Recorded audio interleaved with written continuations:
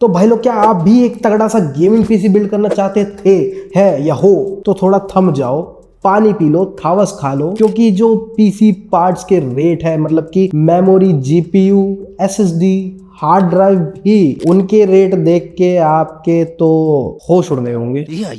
मतलब कि जो रैम पहले 1500 रुपए की मिलती थी वो आज 6000 की हो चुकी है, मतलब कि सीधा 4 गुना महंगा। क्या इंडिया में गेमिंग की कमर टूटने वाली है? क्या मिडिल क्लास लोग अब गेमिंग नहीं कर पाएंगे या बहुत मुश्किल से कर पाएंगे? या फिर ये जो सब चीजें, ये डिस्ट्रीब्यूटर्स का, दुकानदारों का और सब डिस्ट्रीब्यूटर्स का बनाया हुआ कोई जाल है, कोई गेम है? आज टेक्नोफोर सागर चैनल पे खोलेंगे हम मार्केट की पोल, तो अंत तक देखना, वरना कहीं अगला शिकार आप भी हो सकते हैं।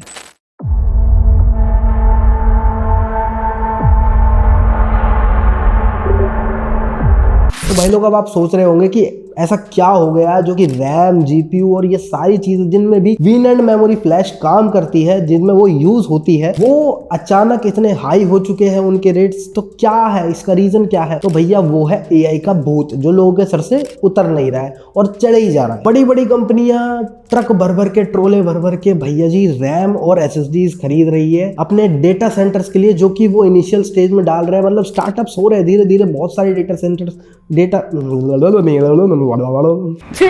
जो एआई है उसके लिए इनको ये चाहिए अपने डेटा सेंटर्स में लगाएंगे, ताकि इनका जो एआई मॉडल है वो और अच्छे से काम कर पाए और फास्टर रिजल्ट्स दे पाए। तो इसी वजह से जो है ये सारी रैम और एसएसडी की शॉर्टेज आ रही है और इसी वजह से प्राइस हाइक हो रहा है, जैसा कि डिमांड एंड सप्लाई का रूल कहता है। ये जो मैन्युफैक्चरर है ना, इनको भैया हमसे कोई मतलब नहीं है, इनको बस वो मोटी पार्टी से मतलब है, जो कि इनको थैला भर भर के मोटा पैसा दे रहे हैं। और हम जैसे जो लोग हैं, जो कि एंड कंज्यूमर है या फिर नॉर्मल कंज्यूमर है, वो तो भैया लाइन में सबसे पीछे है, उनको तो अभी कुछ भी नहीं मिलने वाला। और यार जो एक्सपर्ट्स है ना, वो कह रहे हैं, एक्सपर्ट्स तो क्या ही बोलूं, मतलब एनालिसिस करने के बाद कुछ लोग, जो बढ़िया लोग हैं, वो कह रहे हैं यार कि ये जो एआई बबल है ये 2027 तक फूटने का नाम नहीं लेने वाला है। तो भैया अभी जो राहत की बात है वो तो अपन भूल ही जाते हैं। लेकिन रुको यार, यहाँ पर सिर्फ मैन्युफैक्चरर्स की गलती नहीं है, ये जो कुछ छाड़े दुकानदार है, छाड़े डिस्ट्रीब्यूटर्स है ना, ये सब ये शॉर्टेज क्रिएट कर रहे हैं। अगर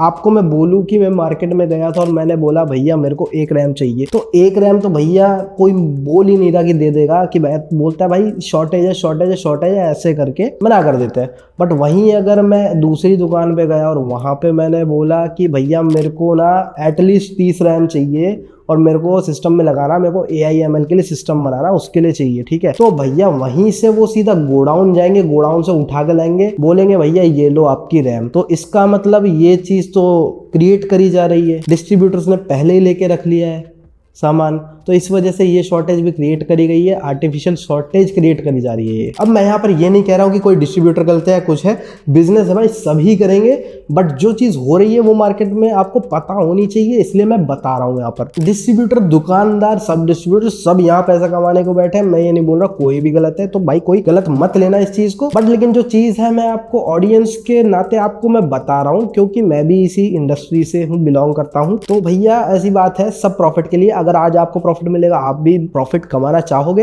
अगर आपके पास कोई 64 GB की रैम पड़ी होगी और आपको उसके 1 लाख रुपए मिल रहे होगे, तो आप खुशी खुशी बेच दोगे कि भाई 1 लाख रुपए में तो मैं मेरी इनफील्ड की डाउन पेमेंट दे के और एक बाइक उठा लाऊंगा, कंप्यूटर चला करेंगे बाद में। तो भाई वही वाला सीन है, पहले पेट भरो उसके बाद काम दूजा। बात तो सही है। तो मार्केट में भी यही चल रहा है कि पुराना सस्ता स्टॉक जो है वो आसमान छूते प्राइसेस पर वो बेच रहे हैं, उसके बाद वही स्टॉक पुराना, रेट नया, डिस्ट्रीब्यूटर का मार्जिन डबल, और भैया हमारी जेब साफ।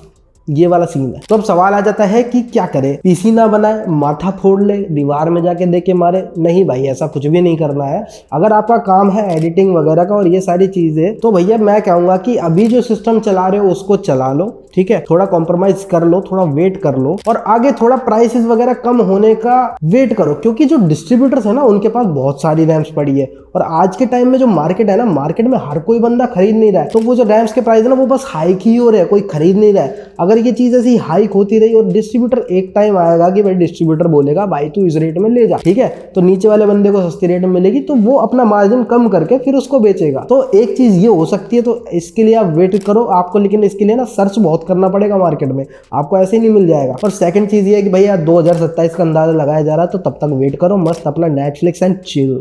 हम पे तो है ही नो। अब यार इसमें एक जुगाड़ कर सकते हैं अपन। अगर आप लोगों को अभी भी SSD और आपकी SSD के लिए जुगाड़ बता रहा हूँ, SSD के लिए क्या कर सकते हो। अगर आपको 1 TB की SSD बहुत महंगी पड़ रही है तो आप एक काम कर सकते हो कि अभी के लिए 256 तो मिनिमम 256 GB की SSD एक लो, जिसमें आप ऑपरेटिंग सिस्टम रन करो। उसके बाद एक हार्ड ड्राइव खरीद लो, क्योंकि अभी हार्ड ड्राइव महंगी नहीं हुई है लेकिन वो भी होने वाली है। SSD तो हो ही गई है बट हार्ड ड्राइव पे भी अब चीजें आ रही है, क्योंकि डेटा सेंटर्स में वो भी यूज होंगी। लाइक आपका जैसे रैम यूज हो रही है, आपकी VNAND मेमोरी यूज हो रही है, उसकी वजह से GPUs भी महंगे हो गए हैं। उसी के साथ में अब वो दोनों चीजें तो हो गई ना, उन दोनों का ऑर्डर हो रहा है कंप्लीट। अब भैया बारी आएगी HDD पे। तो जो HDD खरीदना चाहता है, जो हार्ड ड्राइव खरीदना चाहता है, वो खरीद ले। और उसके बाद जो हार्ड ड्राइव है उसमें अपने ओल्ड फोटोज, सॉन्ग, वीडियोज और अपना जो भी डेटा है, जो भी इंपॉर्टेंट डेटा है, जो ज्यादा रीड नहीं होता है, उसको उसमें स्टोर करके रखो। तो वो क्या, जो एक बैकअप भी बन जाएगा। और हार्ड डिस्क जो है वो रिकवरेबल भी होती है, SSD रिकवरेबल नहीं होती है। तो आपका वो जो डेटा है वो सेफ रहेगा उसमें, और आपको थोड़ा बजट फ्रेंडली ऑप्शन मिल जाएगा। 1 TB प्लस 256 ये कॉम्बो बना सकते हो, 512 GB या 1 TB ये कॉम्बो बना सकते हो। मतलब छोटा जो मैं बता रहा हूँ वो SSD, बड़ा जो बता रहा हूँ वो HDD। और एक चीज ना मैं यहाँ पर और पॉइंट आउट करना चाहूंगा, आजकल मार्केट में बहुत ज्यादा स्कैम चल रहा है। मतलब आप लोग अगर जाओगे शॉप पे तो भैया एक बंदा आपको बोलेगा भैया ये है एकदम नई SSD, ये भी है एकदम नई SSD, ये सील पैक है, ये ओपन बॉक्स है। और ये ओपन बॉक्स जो है ना वो आपको 1500 रुपए सस्ती मिल जाएगी, 1000 रुपए सस्ती मिल जाएगी, अकॉर्डिंग टू देम वो कितना उस पर कट करके आपको देना चाहते हैं।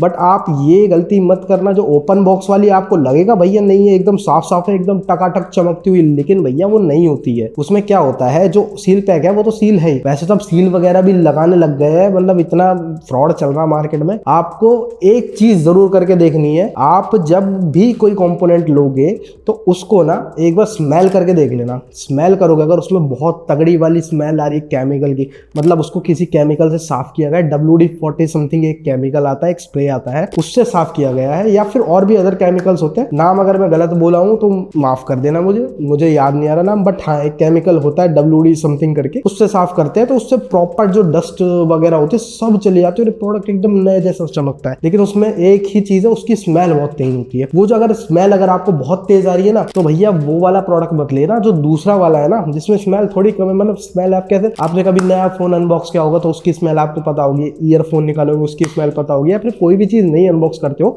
तो उसमें एक स्मेल आती है जो नए पार्ट की तरह लगती है। मतलब एकदम भीनी भीनी सी खुशबू आती है, बढ़िया सी, एकदम नशा सा हो जाता है।